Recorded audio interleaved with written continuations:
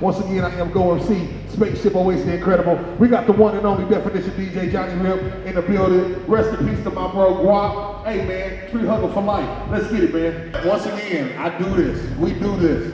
We understand the grind. We understand when we have conferences and shit like this, a lot of people ain't gonna show up. We understand that the people that's really serious are the ones that's before us. So we appreciate y'all being here this evening. Because there's a lot of niggas out here that want to rap, want to sing, want to dance. And as I was just talking to Johnny Rip, all they want is their music to be heard. That's great, but what you gonna do with it? And that's what we gonna get to today. What are you gonna do with that good music? What are you gonna do with that hit single? Do they really give a fuck about your music? We're gonna ask these things tonight.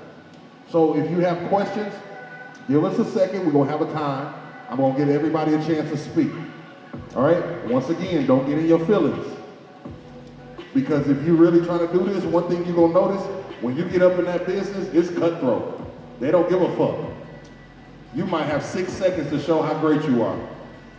All right? So I'm gonna introduce the panel first. This is my bro, man. God, I've been knowing him for a good 10 years in this industry. And he works. One thing I can say, one word that can describe him is consistency. He is the CEO of Clone Free Records.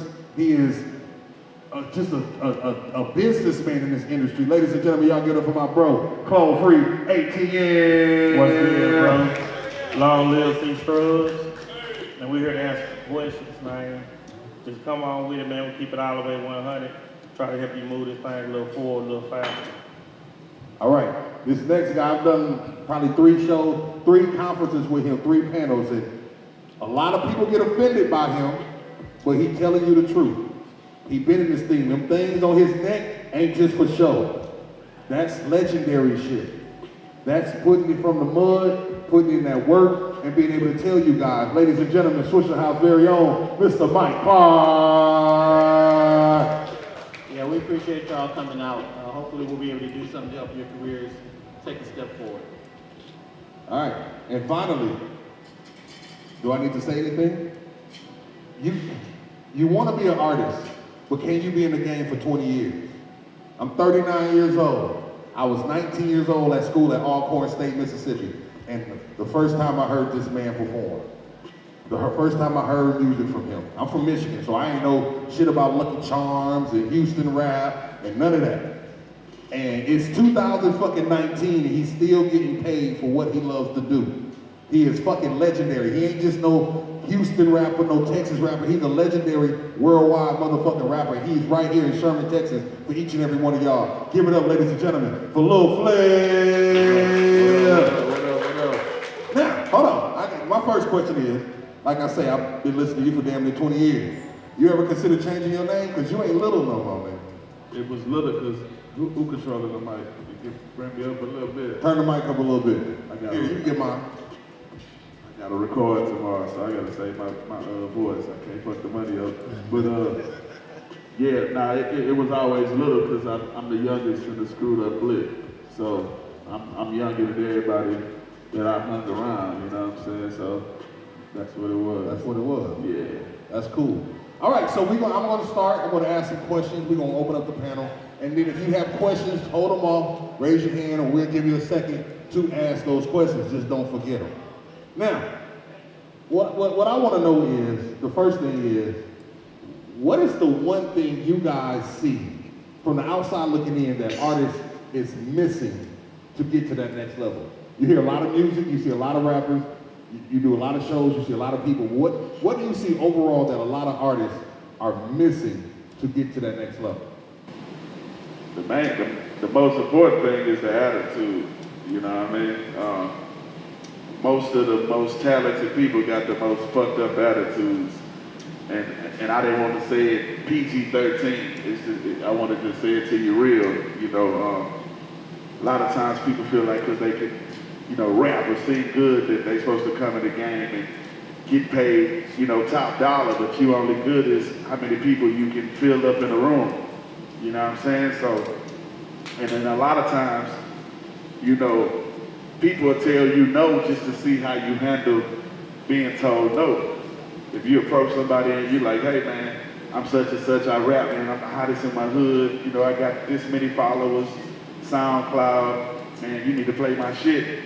Well, you messed up by saying the word need, because you can't tell a grown person what they need to do, but you can present your music, and you know, they might not play your music right then and there, you know what I'm saying? Some DJs don't have the power like you think they got, and so, you know, if you handle defeat gracefully as you handle the victory, you know, next time they got see you, you might end up on your 5th single, and you might approach that same DJ, and you might be like, hey man, this is my new record. And he might be like, you know what, I'm gonna play this shit, I'm gonna go to bat for you because I turned you down 5 times and you ain't never say no smart shit, you ain't never try to threaten me, and that's how they look at it. So, you know, your attitude determines how long you stay in it. I think a lot of new artists fail to commit. You say you want to be a rapper, but you're rapping over YouTube beats, you're rapping over MP3s, you're not getting tracks, you don't have professional management. You can start off with your friends and everything else, but you get to a certain point, you can't go to New York and negotiate a deal with your homeboy who was booking shows for you. He can go, let's, you know, just tell him to be quiet. Yeah. And so a lot of y'all fail to commit. You say you want to be in this. It's easy to say you can swim when you're in the 3-foot part of the pool. Jump in the deep end and see what you got. If you want to be in this game, you have to believe in yourself. You have to commit to a single. The rap game is you put $10,000, $15,000, $20,000 into a song, and then when it pops, you're a millionaire.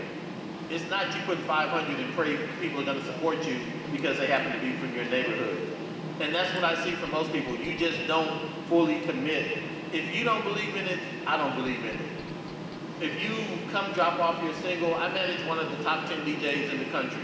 If you give us your USB and you're like, I need that back, you don't believe your career is worth $5? I don't believe it's worth $5. You don't believe you're good enough to where you need to go out and pay a producer and get the rights to a song so you can record it, get it properly mixed and mastered? I believe in your hobby the way you believe in it. And I think a lot of artists fail to fully commit to a level to where they can be taken seriously. You know, you don't have to go out and spend $1 million on an outfit, but you look like you just woke up, rolled over from the bed, and you're gonna come up on stage. I take it as seriously as you do. That's what I see. Either they want to beat you or they believe you. You gotta sit back and think about the game. This is chess, not checkers. Image is everything. How you come up to me, how you dress, how you approach. Do I see a star in you?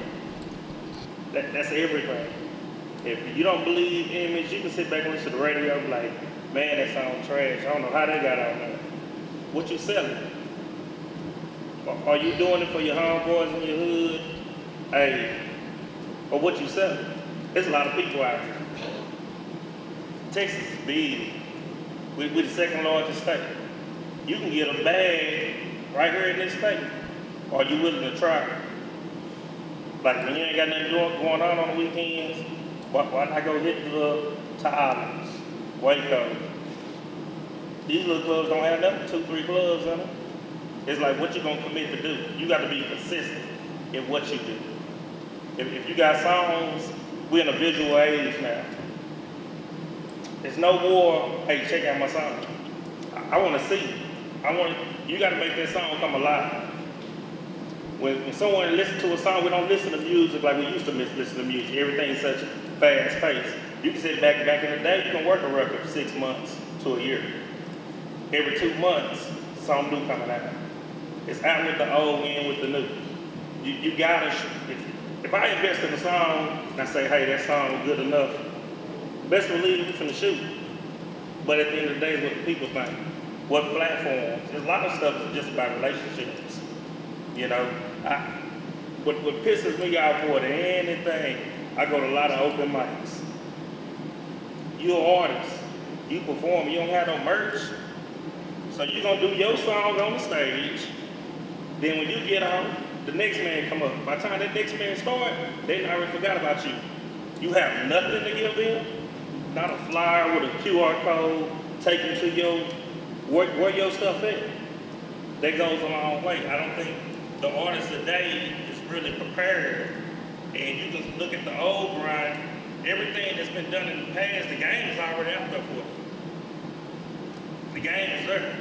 It's what you gonna pick, what you gonna commit to, and you gotta make that your hustle, but you gotta have a timeline on everything. I'm gonna work this, I'm gonna go out and go meet the DJs. You know, DJs, half time they don't even want no money, just come buy them a drink. True. Introduce yourself. Now let me ask you this, and I want to Drop, or they want to drop Yeah, you as mean well. You know, I see a lot of artists, and one thing I did when I first moved down here, I would go to the club. I wouldn't even give the DJs my music. I'd just go fuck with them, buy them a drink, check them out, and then I would drop my music or give them my music at another time. Go to the club, and I keep going to the club. Well, what happened is the DJ, because I fuck with them so much, they'll play my shit off the string. I ain't even asked. I did a comedy show last night, and I told the dude, you know, as a comedian, you gotta get back on stage, go on stage, and come off and introduce. I said, play something, play whatever. He played one of my songs. I ended up performing at the comedy show. That wasn't what I planned on doing, but I have a relationship with that DJ.